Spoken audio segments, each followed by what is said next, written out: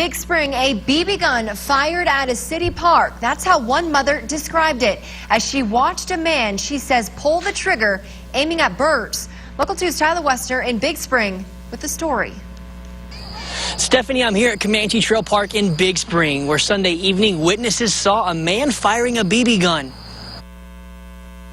Teresa Rutledge says she was at Comanche Trail Park Duck Pond with her grandkids Sunday evening when she saw what looked like a man teaching his son how to shoot a BB gun and killing birds in the process. It's not safe for anyone out here, adult or children, to come out here and shoot BB guns. It's crazy. You know, you have families out here and you never know if it'll, one of these days it'll ricochet and hit somebody in the eye. This made Rutledge worry for the safety of her grandkids, knowing it was a recipe for disaster. Should they be doing that? Is that legal or is that not legal? Was my biggest reaction in thinking about my kids. According to Big Spring Mayor Larry McClellan, it's not allowed inside city limits. We're not supposed to shoot pellet guns, BB guns, I guess, in the city limits, and definitely, of all places, the park's not a good place to start. Mayor McClellan says his oldest brother almost lost an eye because of a BB gun, so this strikes a chord with him. They were playing with BB guns, and they were having a war with BB guns, and my brother got shot right below the eye, and it's an awakening experience when you say, oh my gosh, I could have lost an eye very easily. Rutledge was fine with the father teaching his son the ropes, but she says it needs to be done somewhere else. You have out in the country, backyards, not in the city limits, but out in the country somewhere, not here in town.